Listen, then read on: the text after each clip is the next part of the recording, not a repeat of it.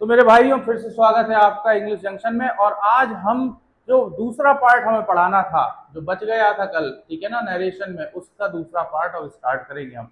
तो आप लोगों को ऐसे ही जुड़े रहना है और ऐसे ही प्यार देते रहिए, ठीक है। लाइक शेयर एंड सब्सक्राइब करते रहिए, सभी को सब्सक्राइब करना है। और याद रखना है, जब मैं पढ़ा दूं, एक एक स्लाइड पढ़ाऊंगा तो आपको स्क्रीनशॉट ले लेना है कि आप घर में उस चीज के नोट्स बना सकते। Thank you.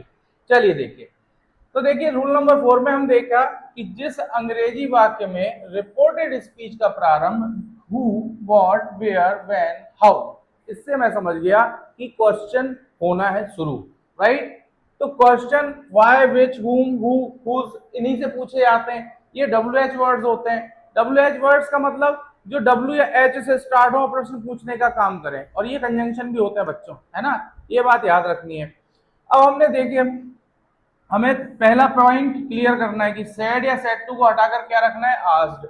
जो पिछले वीडियो में हमने देखा कि प्रश्न पूछा जाता है तो पूछने की इंग्लिश आस्क होती है, तो दिमाग में रखना है सेड या सेड टू की जगह आस्क्ड रखना है। इन्वर्टेड कॉमास जो हम लगाते हैं, 996699, उल्टा बोल दिया मैंने, ओके, तो उसको हटा करके उसकी जगह पर कुछ भी नहीं लगाना है, दिमाग में ये रख लेना है, क्योंकि WH वर्ड खुद ही एक कंजंक्शन होता है।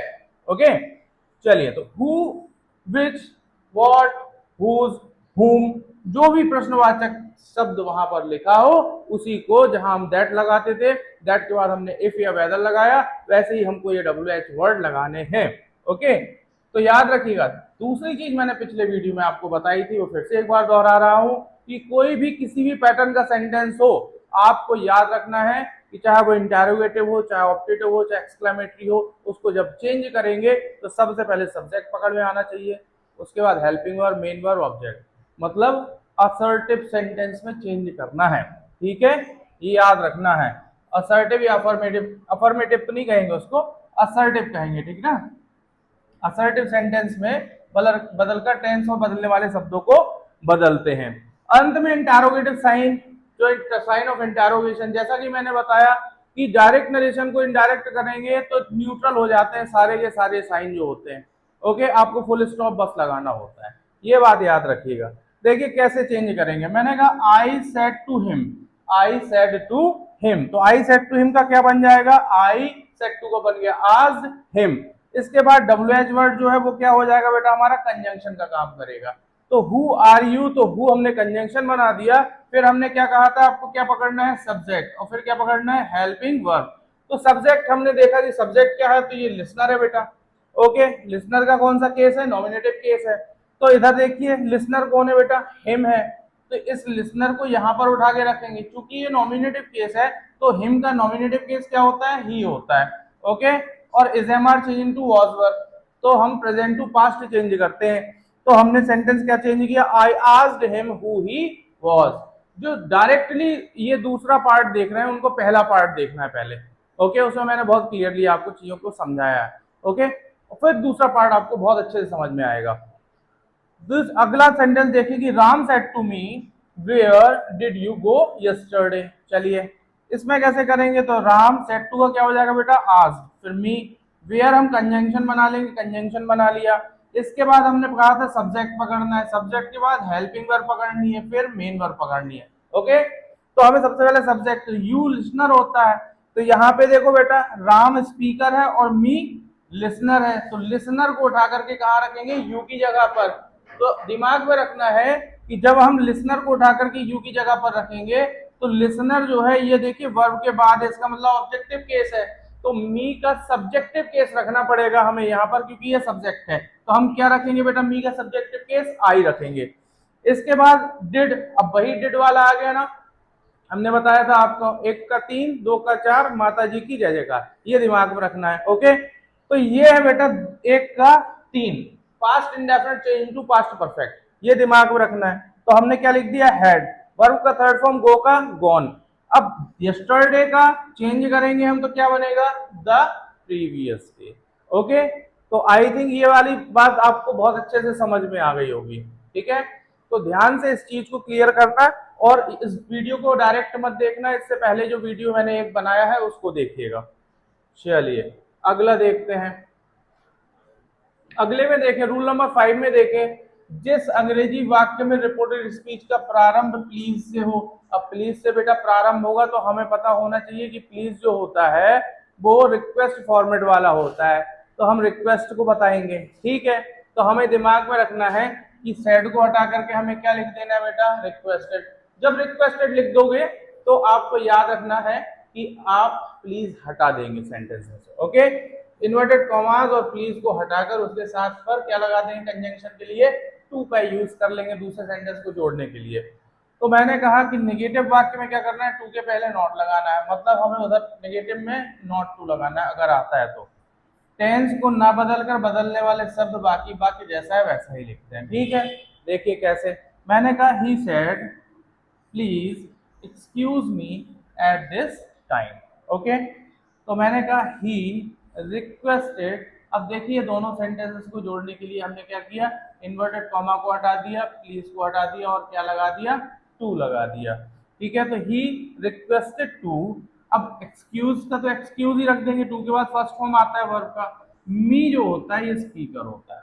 मी क्या होता है बेटा, स्पीकर होता है ना। तो स्पीकर इधर पर स्पीकर ये है और लिसनर तो अभी दिया नहीं। जब लिसनर ना दिया हो तो थर्ड पर्सन मान लिया करो या मी मान लिया करो। ओके, तो हमें इस ही को उठा करके रखना है यहाँ।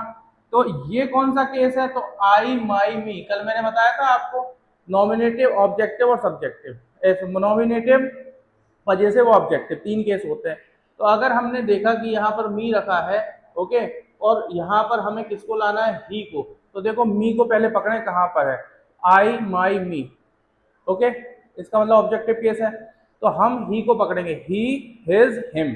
तो इधर पर क्या आना चाहिए, मी की जगह पर हिम। तो देखिए एक्सक्यूज हिम एट दिस का क्या हो जाएगा, दैट टाइम। तो सेंटेंस हमारा क्या बना, he requested to excuse him at that time. अगला देखना बेटा, she said to me please do not bother me. अब ये देखिए नेगेटिव आ गया, तो शी रिक्वेस्टेड मी। अब इधर पर हम इन्वर्टेड कॉमा और प्लीज को हटा करके टू लगाना है, लेकिन यहाँ पर नेगेटिव है तो क्या कर देंगे बेटा, नॉट टू लगाएंगे। नॉट टू बॉदर मी जो है वो आई का रिलेटिव है तो स्पीकर हुआ, आई का ऑब्जेक्टिव केस है। तो याद रखना है इधर पर स्पीकर कौन है बेटा, सी है, तो सी का ऑब्जेक्टिव केस क्या होता है, हर होता है। ठीक है, तो ये चीज आपको समझ में आ रही है क्लियरली, कमेंट करके बताएं। ओके, और एक बार इसका स्क्रीनशॉट ले लें। कहीं पर भी कोई समस्या आती है तो आप मुझे संपर्क कर सकते हैं, व्हाट्सएप पे कर सकते हैं। ओके, जैसा भी आपको दिल करे वैसा। चलिए, तो अगला देखिए, रूल नंबर 6 लेकर के आ रहे हैं हम। जिस हिंदी वाक्य में रिपोर्टेड स्पीच का प्रारंभ वर्ब की फर्स्ट फॉर्म से हो तब उसे इंडायरेक्ट करते समय किन नियमों को पालन करना है। ठीक है, वर्ब की फर्स्ट फॉर्म से, जब भी सेंटेंसेस वर्ब की फर्स्ट फॉर्म से स्टार्ट होते हैं हमें माइंड में रखना होता है कि वो कौन से सेंटेंस होते हैं, वो ओआरएस वाले होते हैं, इंपेरेटिव सेंटेंस है ना, ऑर्डर, रिक्वेस्ट और सजेशन वाले। तो देखिए सेड को हटाकर उसके स्थान पर अगर आपको लग रहा है कि इन्वर्टेड कॉमा के अंदर जो रिपोर्टेड स्पीच लिखी हुई है, ओके, जो दो लोगों के बीच में बात हुई उसको बाद में इन्वर्टेड कॉमा के अंदर लिख दिया जाता है। अगर वो ऑर्डर है तो सेड या सेड टू की जगह ऑर्डर्ड लिख देना, अगर एडवाइज्ड है तो सेड या सेड टू की जगह एडवाइज्ड लिख देना, और अगर लग रहा है कि कोई चीज कुछ मांग रहा है या कर रहा है या पूछ रहा है तो आप आस्क्ड लिख देना। इन्वर्टेड कॉमास को हटा के क्या लगाना है बेटा, इसमें भी टू लगाना है। वर्ब का जब याद रखना, कोई भी ऐसा क्लॉज जो कि वर्ब की फर्स्ट फॉर्म से स्टार्ट है तो उसको दूसरे से ज्वाइन करने के लिए टू का प्रयोग करते हैं। ओके, ये याद रखिएगा। तो मैंने कहा he said go away from here, तो यहाँ से चले जाओ, तो ये क्या होता है, ये ऑर्डर होता है, तो ही ऑर्डर्ड। अब हमने इन्वर्टेड कॉमा हटाया तो क्या लगाया, टू। फिर गो अवे फ्रॉम हियर का क्या हो जाएगा बच्चे, देयर हो जाएगा। तो he order to go away from there. My friend said to me wear these shoes, तो माई फ्रेंड एडवाइज्ड मी, मेरी फ्रेंड ने एडवाइस दी मुझे, तो सेड टू का क्या होगा, advise me to wear these का क्या हो जाएगा बेटा, दोज शूज। ये बहुत सिंपल होते हैं, है ना। The mother said to son come and have your meal, meal का मतलब भोजन होता है। तो the mother asked son, ask का मतलब किसी चीज को पूछना भी होता है, ठीक है। तो the mother asked son to go. अब देखो इधर पर क्या हुआ, कम का गो बना दिया, right, and have his meal. Okay, तो आपको ये चीज दिमाग में रखनी है। इसमें थोड़ा सा गड़बड़ इसमें नहीं, सही है ना, to go and have his meal, correct है। ओके, तो ये चीज आपको क्लियर अगर हो रही है तो आप बताइए। ओके, आपको लगता है कहीं डाउट है तो आप फिर और पूछिए, कोई प्रॉब्लम नहीं है।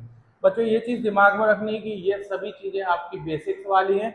इन बेसिक्स को माइंड में रख कर ही आप किसी भी, है ना, सीढ़ी को आगे बढ़ा सकते हैं, किसी भी पैटर्न को आगे बढ़ा सकते हैं। चलो बेटा इधर आ जाओ। इधर देखो, हमने कहा रूल नंबर 7 में, तो जिस अंग्रेजी वाक्य में रिपोर्टेड स्पीच की शुरुआत व्हाट या हाउ से हो, है ना, और प्रश्नवाचक, वो वाक्य मतलब प्रश्नवाचक ना हो, व्हाट या हाउ से ऐसा होता है कि व्हाट या हाउ से हमने स्टार्ट किया, जैसे हम कहें कि what a nice place, right, तो वो एक्सक्लेमेटरी भी हो सकता है। कैसा हो सकता है वो? एक्सक्लेमेटरी, ठीक है। तो उसको इनडायरेक्ट में क्या क्या दिमाग में रखना पड़ेगा, तो सेड को हटाकर अर्थानुसार क्राइड आउट या एक्सक्लेम्ड का प्रयोग करना है। ओके, इन्वर्टेड कॉमास को हटाकर दैट लगाना है। Okay, subject plus verb, verb कैसी रहेगी बेटा? टेंस के अनुसार। फिर हम लगाएंगे उसमें वेरी या ग्रेट, तो इनका प्रयोग करना है, ठीक है। वेरी का प्रयोग आप कहाँ पे करते हो? वेरी का प्रयोग करते हो आप जहां पर एडजेक्टिव होता है, very beautiful, very large, very tall, like this. और तो देखिए, he said to me how clever you are, sentence में हमने क्या किया? एक्सक्लेम किया है, ठीक है ना। तो ही एक्सक्लेम्ड मतलब कि हमने अपनी उद्गार वाली भावना को बताया है, ठीक है, सडन एक्सप्रेशंस को बताया है। ही एक्सक्लेम्ड मी, अब इधर पर दैट लगा दिया, ठीक है। हाउ या व्हाट को हटा देना है। ओके, अब सब्जेक्ट को पकड़ो सबसे पहले, तो यू है तो यू लिसनर होता है, लिसनर होता है तो यहाँ पर लिसनर कौन है बेटा? मी है, तो मी को इधर रखेंगे नॉमिनेटिव वाली जगह में, तो क्या बन जाएगा? आई। इसके बाद आई के संग क्या लगता है? इज एम आर को चेंज करेंगे तो वॉज वर, तो आई वॉज वेरी क्लेवर, तो ये हो जाएगा pattern. I said to her, अगला सेंटेंस देखें, what a nonsense you are, तो हम कैसे बोलेंगे? I exclaimed her, I exclaimed her. फिर क्या लिखेंगे? दैट, की, शी। अब शी कैसे आ गया? तो हमने देखा यू है ना, तो यू को आपको दिमाग में रखना है, ये लिसनर होता है। क्या होता है? लिसनर। तो यहाँ पे लिसनर कौन है? हर है। ओके, लेकिन यू जो है यहाँ पर नॉमिनेटिव केस में है, मतलब सब्जेक्ट की जगह पर है, तो आपको हर का नॉमिनेटिव केस रखना पड़ेगा। हर का नॉमिनेटिव केस क्या होता है? शी। ओके, तो she is am are change to was were, तो she was a great nonsense, she was a great nonsense. Okay, तो इसका स्क्रीनशॉट ले लीजिए आप। क्लियर है सब? किसी को कोई डाउट हो तो पूछिए। चलिए आगे देखिए, आपको कहीं पर कोई भी चीज में संदेह है, समझ में नहीं आ रहा है, क्लियर नहीं हो रहा है, आप मेरे व्हाट्सएप पे मैसेज कर दीजिए अपना नाम, किस शहर से हैं आप वो, ओके, और पूछ सकते हैं आप। चलिए अब देखिए, जिस अंग्रेजी वाक्य में रिपोर्टेड स्पीच का प्रारंभ अलास, हुर्रे, ओ या ब्रेवो से हो, ये सडन फीलिंग्स एक्सप्रेसिंग वर्ड्स होते हैं, ठीक है। अलास मतलब जब कोई दुखी होता है तो हम अलास का यूज करते हैं, खुशी होता है तो हुर्रे का यूज करते हैं, सरप्राइज होता है तो ओ का यूज करते हैं, शाबाशी देना होता है तो ब्रेवो का यूज करते हैं। ओके, ये एक्सक्लेमेटरी वर्ड्स होते हैं, इनमें साइन ऑफ एक्सक्लेमेशन आप देख सकते हो लगा हुआ है। ओके, तब उसे इनडायरेक्ट करते समय किन नियमों का हमें पालन करना होता है, ये देखिए लाइन बाय लाइन। सबसे पहले बेटा सेड को या सेड टू को हटाकर हमें एक्सक्लेम्ड लगाना है। क्या लगाना है? एक्सक्लेम्ड। दूसरी बात, एक्सक्लेम्ड के बाद आपको मिलेगा अलास, अगर अलास मिल रहा है तो आपको अलास को रिप्लेस करके लिख देना है विद सॉरो, मतलब एक्सक्लेम्ड विद सॉरो। हुर्रे मिल रहा है तो आपको लिख देना है with joy, means exclaimed with joy. Oh मिल रहा है तो आपको लिख देना है with surprise, exclaimed with surprise हो जाएगा वहां पर, ठीक है। ब्रेवो अगर मिल रहा है तो आपको एक्सक्लेम्ड के बजाय एक्सक्लेम्ड की जगह पर अपलॉडेड लिख देना है। ओके, ये दिमाग में रख लो। इन्वर्टेड कॉमास को और जो भी हमारे एक्सक्लेमेटरी वर्ड्स हैं उन सभी को हटाकर उसकी जगह पर क्या लगाना है बच्चे? दैट लगाना है, ठीक है, ये याद रखेंगे। बाकी बचे हुए वाक्य को टेंस एवं बदलने वाले शब्द को हम एज इट इज बदलते हैं, जैसे चीजें बदलते हैं। मैंने कहा ही सेड अलास, तो देखिए यहाँ पे दुखी है ना। माई पेट डॉग डाइड यस्टरडे, देखिए ये हमारे पास स्पीकर दिया हुआ है और माई क्या है, यहाँ पर माई भी स्पीकर है। कैसे स्पीकर है, यहाँ पर ये देखना पड़ता है कि बोल कौन रहा है, यहाँ पर ये देखना पड़ता है कि फर्स्ट पर्सन है, सेकंड पर्सन है कि थर्ड पर्सन है। ठीक है, तो हमारे पास ये कौन है, फर्स्ट पर्सन का रिलेटिव है, तो फर्स्ट पर्सन का रिलेटिव भी फर्स्ट पर्सन होता है। आई, माई, मी, बी, अवर, अस, ये फर्स्ट पर्सन है। You, your, use second person है, जिनको चेंज करना सीखना पड़ता है आपको। ओके, तो हमने कहा कि इसमें क्या कैसा चेंज होगा, तो देखो बच्चों, ही सेड तो हमने क्या कर दिया, ही एक्सक्लेम। अब हमें दूसरे स्टेप में बताया गया था कि क्या है, तो अलास लिखा है तो हम क्या लिख देंगे, विद सॉरो। फिर हमने तीसरे में देखा कि यार हमारे पास क्या है, दैट लगाना है इसके बाद। ओके, दैट लगा दिया। हिज पेट कैसे हो गया, यहाँ पे माई पेट था, तो मैंने बताया आपको कि ये स्पीकर का रिलेटिव होता है ना, और ये होता है स्पीकर, स्पीकर इसको भी मानेंगे हम। तो इधर स्पीकर को उठा करके इधर पर रख देना है, इसी केस में रखना पड़ेगा उसको उठा करके, तो ही का पॉजिटिव केस क्या होगा, हिज, तो हमारे यहाँ पे आ जाता है हिज पेट डॉग। ठीक है ना। अब देखो बेटा, यहाँ पे वर्ब का सेकंड फॉर्म लगा हुआ था, है ना, तो वही चीज आ गई, एक का दो, तीन का चार, माता जी की जय जयकार, मतलब कि past indefinite into past perfect. Okay, तो वर्ब का सेकंड फॉर्म जब भी देखें तो पास्ट परफेक्ट में चेंज करना, तो हैड डाइड हो जाएगा, और यस्टरडे यहाँ पर लिखा हुआ है टाइम, तो हम क्या कर देंगे, द प्रीवियस डे। तो बच्चों ये चीज आप लोगों को बड़े अच्छे से समझनी है ना। They said hurray we had won this match, तो देखो वही चीज है, वी जो होता है वो प्लूरल होता है, लेकिन होता कौन है, स्पीकर। तो यहाँ पर कौन है, स्पीकर दे, तो दे को उठा करके कहाँ रख देंगे, वी की जगह।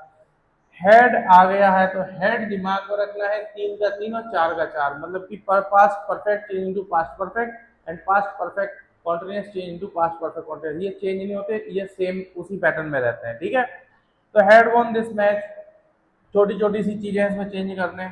दे एक्सक्लेम विद जॉय, क्यों हुर्रे लिखा था तो विद जॉय लिख रहे, हुर्रे को रिप्लेस कर दिया। फिर कंजंक्शन लगाया, दोनों को जोड़ने का क्या लगाया, दैट लगाया। इधर पर दे रखा, जैसे कि मैंने आपको बताया था कि वी की जगह पर इस स्पीकर को उठा करके रखना पड़ेगा, तो दे हैड, हेड का हेड ही रहेगा, बताया था। वॉन दिस का हो गया बेटा दैट मैच। ओके, दिस का क्या हो गया, दैट मैच। मैंने कहा she said oh I saw snake today, बिल्कुल सिंपल सेंटेंस है, देखिए आप ध्यान से।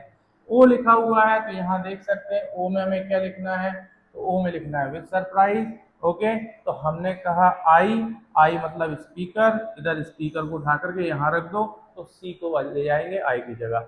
तो she exclaimed with surprise that she had seen, अब सॉ है, सॉ मतलब वर्ब का सेकंड फॉर्म, वही चीज आ गई हैड सीन, है ना, had plus V three, a snake this today का दैट डे, ये चीज हो जाती है चेंजिंग। इसके बाद देखिए I said to them bravo you have done well, simple है आई।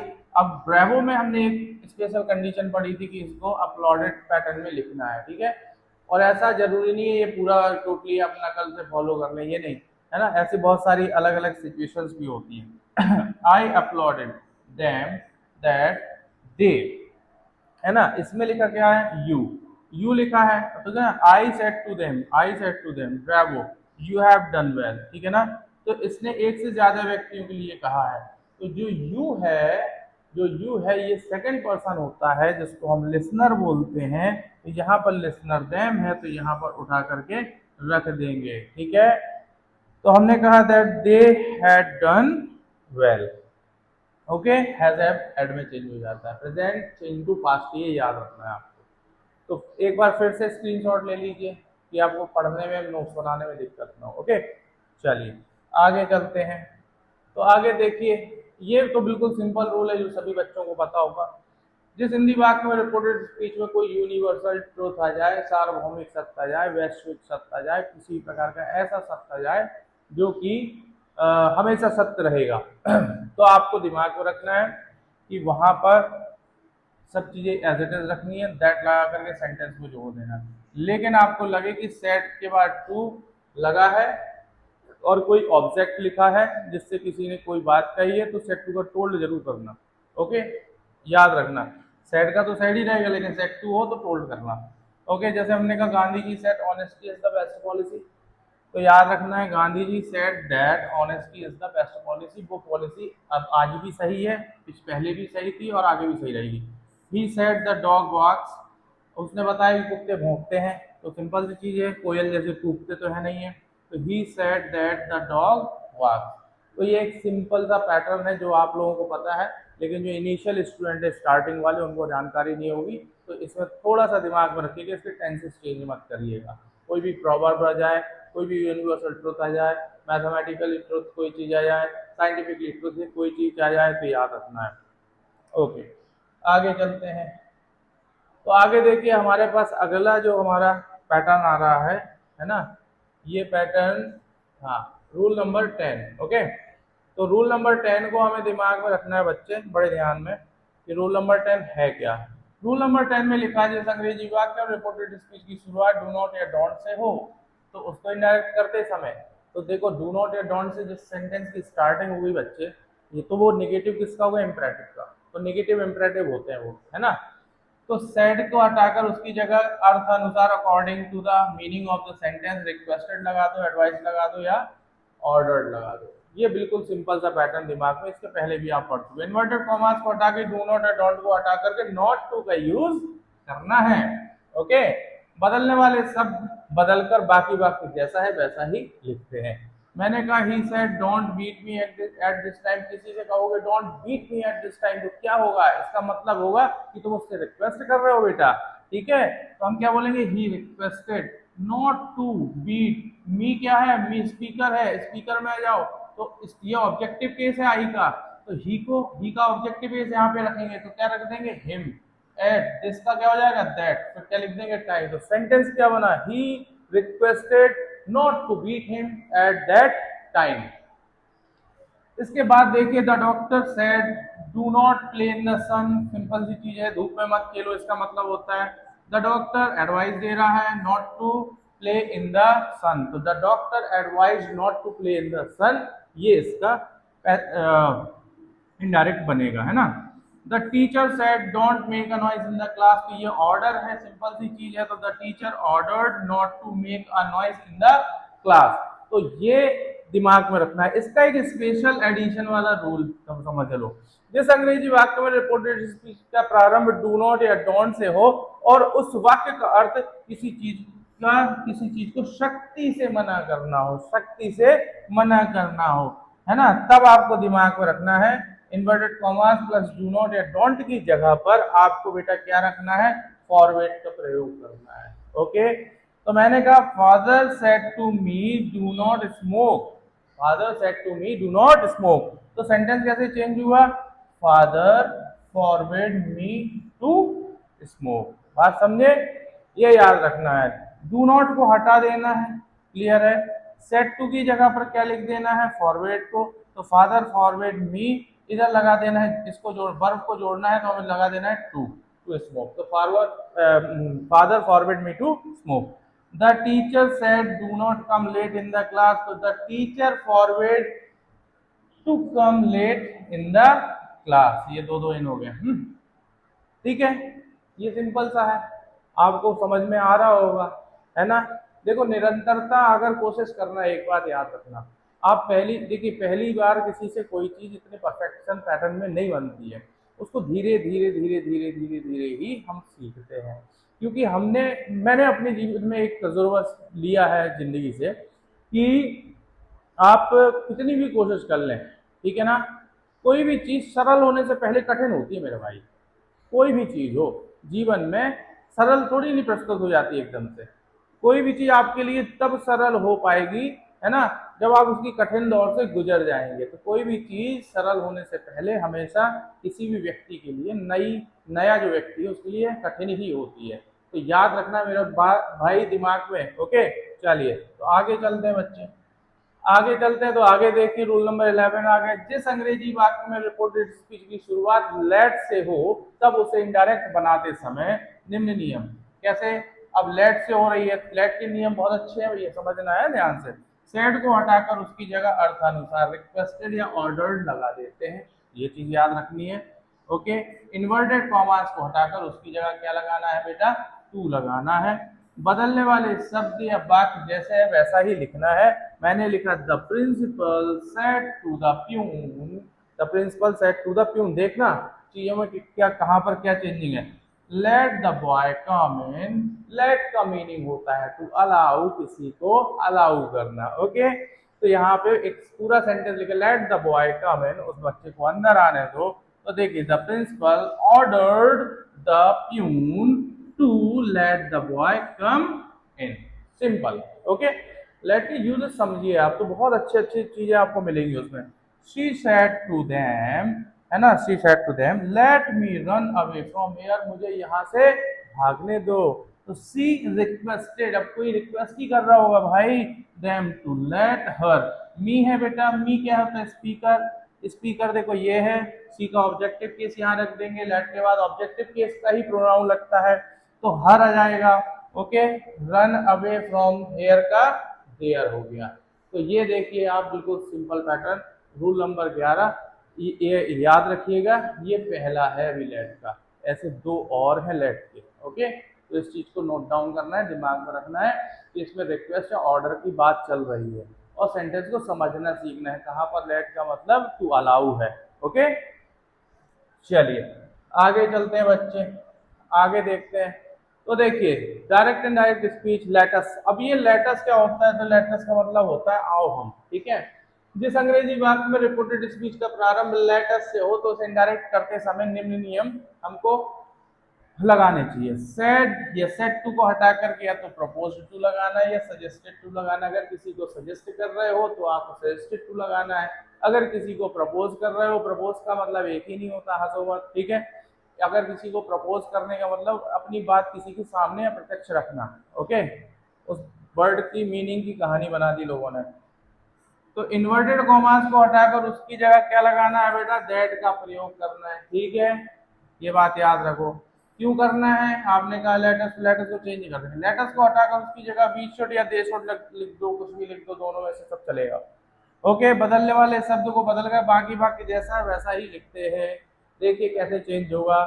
तो डायरेक्ट हमारे पास लिखा है, he said to her let us play cricket, तो उसने अपनी बात उसके सामने रखी कि भैया ऐसा कर रहे हैं, तो हमने क्या कहा, तो ही प्रपोज्ड टू हर, फिर हमने क्या लगाया, दैट, फिर बी शुड या दे शुड में से एक चुन लो, तो दे प्ले क्रिकेट।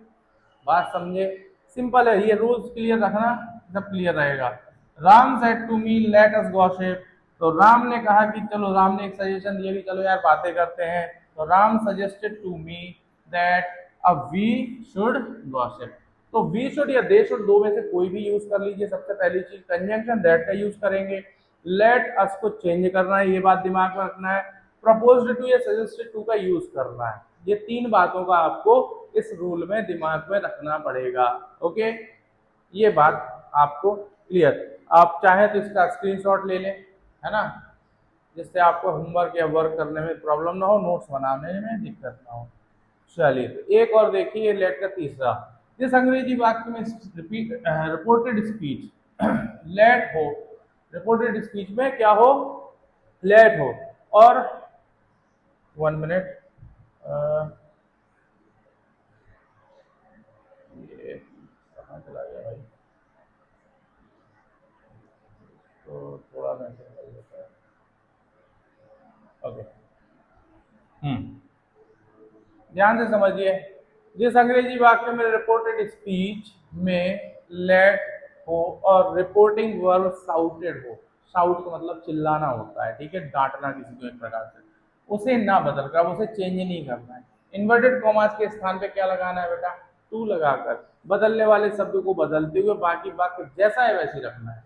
कैसे रखना है, he shouted let me work now, let me work now, तो हमने क्या कहा, he shouted to let me, speaker है, इधर स्पीकर ये होता है, इसको उठा करके इधर रख दो।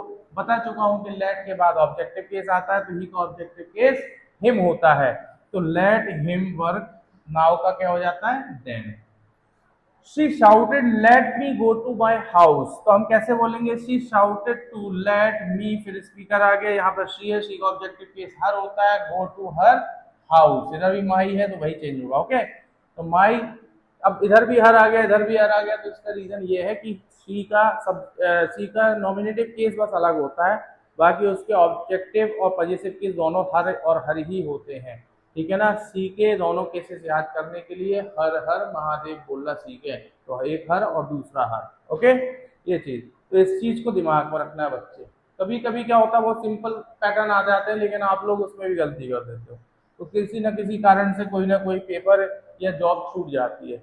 ये देखिए आज का लास्ट, तो रूल नंबर 12 में, जिस अंग्रेजी वाक्य में रिपोर्टेड स्पीच का प्रारंभ यस या नो से हो, तब उस वाक्य का इनडायरेक्ट करते समय हमें निम्न नियम फॉलो करने हैं। सेड को हटाकर आंसर्ड या रिप्लाइड लिखना है, याद रखिएगा इस रूल को।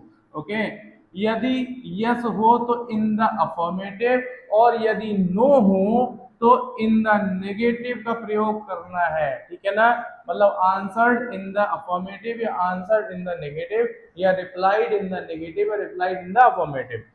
यदि सर मैडम लिखा हो या कोई और सम्मान सूचक शब्द हो तो रिस्पेक्टफुली या विद रिस्पेक्ट लिखना ना भूलें। Don't forget to write respectfully और with respect. Okay, after it inverted commas को हटाकर दैट का प्रयोग करके टेंस एवं बदलने वाले शब्दों को बदलना है।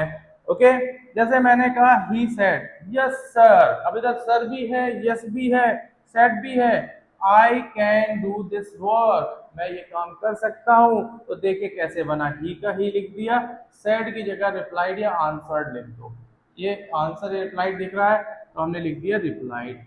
अब यस बोल रहा है तो इन द अफर्मेटिव लिख दो, रिप्लाई उसने कैसा दिया, सकारात्मक रिप्लाई दिया। क्या सर बोल दिया तो कैसे, रिस्पेक्टफुली। देखिए एक सेंटेंस बन रहा है बड़ा प्यारा, ही replied in the affirmative respectfully. अब लगा दो बेटा दैट और आगे का सेंटेंस इसको सेट कर दो। आई जो स्पीकर है, इधर स्पीकर को पकड़ो, यहाँ रख दो, ये नॉमिनेटिव केस में ये भी नॉमिनेटिव, तो ही को रख देंगे, तो दैट के बाद ही आ जाएगा। कैन का कोड होता है, मेगा माइट होता है, ये याद रखना है। ठीक है, तो कैन का कोड हो गया, वर्क का first form do, this work को हम दिस को कर देंगे दैट, तो दैट वर्क हो जाएगा। सेकेंड सेंटेंस इसमें है कि you said no I have not committed this mistake. Okay, तो यू आंसर्ड, अब नो कहा है तो इन द नेगेटिव, फिर कंजंक्शन दैट लगा देना है, यू। अब यू इधर पर देखिए, यू का यूज हो रहा है, ठीक है, इधर तो आई था, तो बेटा ये स्पीकर है, स्पीकर यहाँ पे देखिए यू रखा है, तो यू को उठा करके यहाँ रख दिया, तो यू। ठीक है ना, अब हमने कहा कि हैव था यहाँ, तो प्रेजेंट इनटू पास्ट, तो हैव का हैड हो गया, फिर हमने लिख दिया नॉट, फिर हमने लिख दिया कमिटेड, फिर हमने लिख दिया दिस की जगह दैट और मिस्टेक। तो सेंटेंस क्या बना, you answered in the negative that you had not committed that mistake. तो मुझे ऐसा लग रहा है कि आप सभी बच्चों को ये चीज समझ में आ रही है। ओके, इसका स्क्रीनशॉट ले लो पहले। ओके, स्क्रीनशॉट आपने ले लिया है तो सबसे पहली बात समझे, आप सभी जो भी प्रतियोगी परीक्षाओं की तैयारी कर रहे हैं, ठीक है, उनके लिए ये अभी बेसिक है, इसको थोड़ा सा समझिए, इसमें थोड़ा सा समय दीजिए। जिसका एडवांस उठा के लाऊंगा उस दिन दिमाग घूमेगा आपका। इसीलिए कह रहा हूँ जितने भी बच्चे हैं जो मेहनत कर रहे हैं, जो कोशिश कर रहे हैं, जो पढ़ रहे हैं, है ना, वो क्या करना है, उनको ये पूरे पूरे नोट्स बना करके रख लेने हैं। जो मैं पढ़ाता जा रहा हूँ, मैंने टेंस पढ़ा दिया, यूज सुटेबल को समझाया है, अभी उसका पूरा वीडियो लाऊंगा, कंडीशनल्स लाऊंगा, मूड के वीडियोस लाऊंगा, ठीक है ना, सारा का सारा ग्रामेटिकल मटेरियल आपको हमारे इसी चैनल इंग्लिश जंक्शन पर मिलेगा। लेकिन आपको कंजूसी नहीं करनी है। ओके, किस चीज में, don't be so miser to share and subscribe our channel. Okay okay, so good night my dear friends, थक गया हूं, अब मिलते हैं ब्रेक के बाद। Thank you.